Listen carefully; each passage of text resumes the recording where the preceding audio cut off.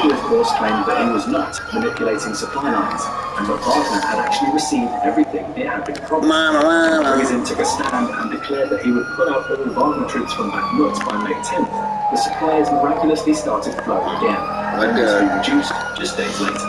So is this just a petty personal struggle, or are Russia's supply issues really that bad? Well, it appears that things may actually be that disastrous, with personal rivalries like this being just one factor among many. While Russia's artillery and other heavy guns were firing almost non-stop last year, now they sit inactive for days at a time. This has allowed Ukrainian forces more opportunity to respond, and may be one reason why the counter-offensive began now. In fact, recent reports suggest that Ukraine is now passing south of the city, along sailing about 4 miles deep, pushing Russian forces back. In part, this is possible thanks to the issues between Shoigu and Prigozhin, and due to the fact that partners were pushed back, flank attacks have increased in frequency and intensity. Even as Wagner troops reportedly ran out of ammunition, it seems as though Shoigu was content to take the losses, using his troops to secure the area. Ukraine has not given up easily. Reinforced defenders around Bakhmut with special forces, who managed to grind the spring Russian offensive to a halt. Since Wagner was unable to launch major attacks against Ukraine from the center, it has allowed Ukrainian forces to reinforce their flanks and launch the deadly counterattacks, which continue today. Prigozhin has once again complained about all this on social media, and his actions are merely intense enough to constitute treason against the state. He has claimed that regular Russian forces broke and ran at the first hit of the Ukrainian attack, contributing to the current situation. From Ukrainian sources on the ground, it appears as though many of the troops present tonight may actually be Wagner. Some reports seem to indicate that he has actually lashed out at Putin online in ways which could be very bad. In the recent broadcast on More he stated that the happy grandfather thinks that he is good. It turns out to be right, and God may go everywhere. Whether that's including our children, grandchildren, or future Russia, how can we win this war if our chance it turns out that this war is a complete shit? Putin is frequently referred to as Russia's grandfather, and Prigozhin seems to be directly attacking him, but no other Russian official has been able to do. Prigozhin quickly walked back his attack in later interviews, and to state that many in Russian leadership would be called grandfather. Most likely the lashing out was a sign that Prigozhin is increasingly frustrated with the state of the war effort and blames Putin for the untenable situation.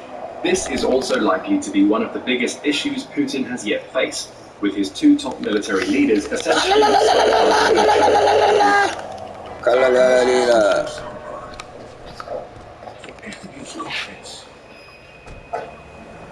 Behalve voor luisteraars en muziekfans. Welke Samsung soundbar kies jij?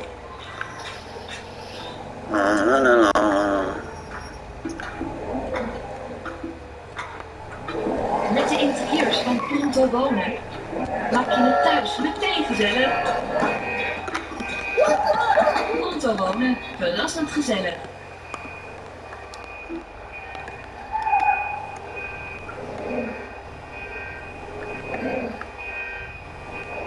The Russian offensive in Bakhmut has not been nearly as successful as it should have been.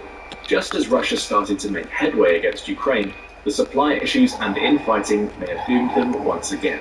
What's more, the actual prospect of victory in Bakhmut is essentially meaningless, as the city has never held any real strategic significance. Its only true value is political and ideological, as Putin sees Bakhmut as a symbol of his invasion's success, and losing it would undermine Russian support for the war effort. And Bakhmut is just one piece of the larger picture.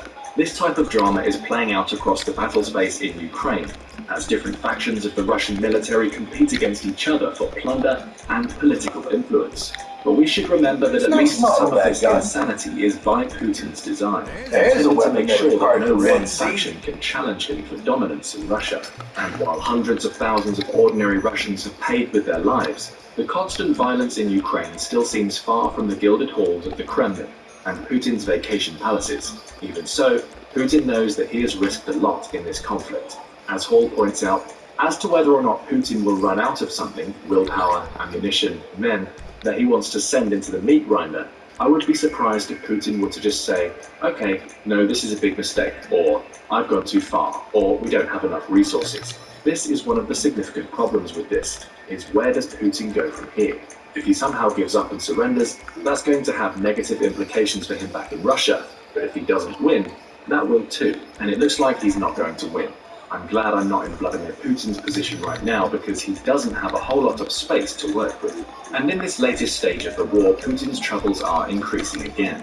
This time not even due to the incompetence of his own forces. The issue has to do with Ukraine's increasing access to long-range precision weaponry. Since the beginning of the conflict, Kyiv has been asking the West for more materiel, but they have been slow to materialize.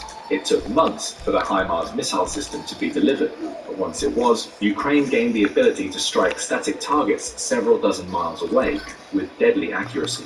And in the time since, the West seems to have become more receptive to handing over increasingly powerful weaponry.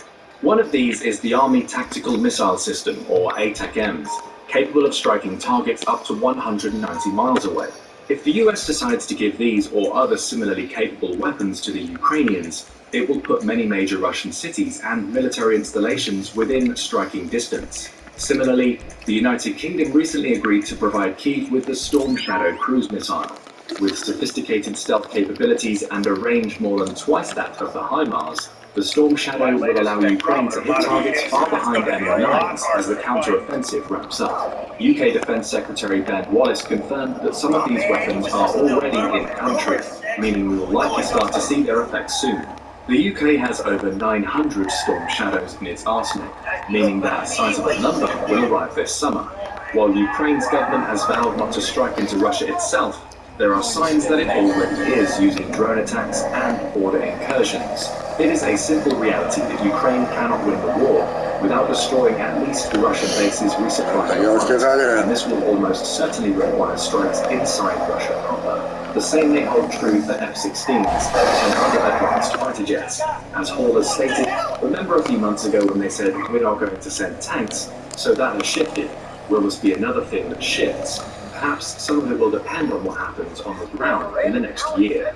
A final element of the war's trajectory is the possibility of more external intervention, some of which might favor Russia.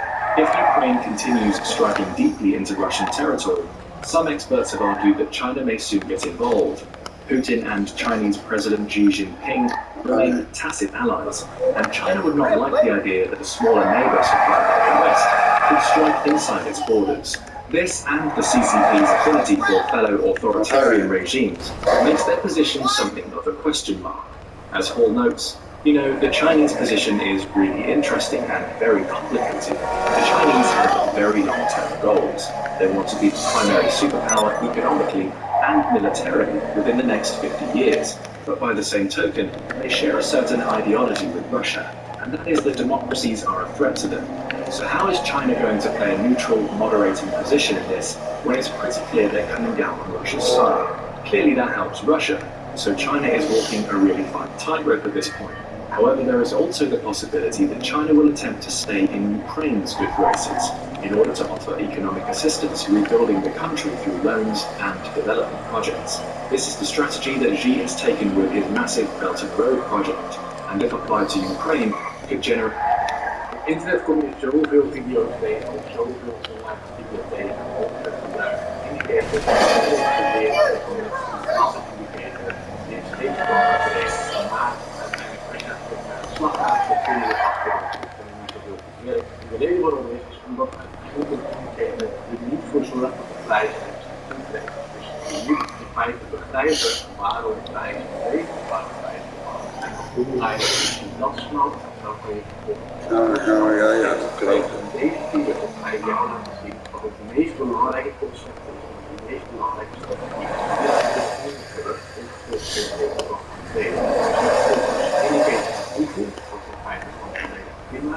Alleen maar het factoren van informatie om jouw trainidee en jouw gedachtegang te bevestigen. Maar je kan niet alvast twee beslissingen maken. Dus in deze video ga ik laten zien op welke manier je welke twee beslissingen kan maken en wat de opkomststrategie is om deze beter te treden. Maar voor de mensen die mij niet kennen, generate substantial leverage over the West.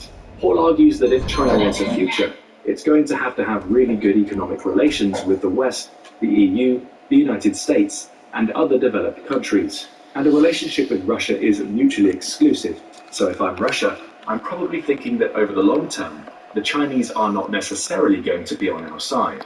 All these considerations will play into how the war changes course in the months ahead.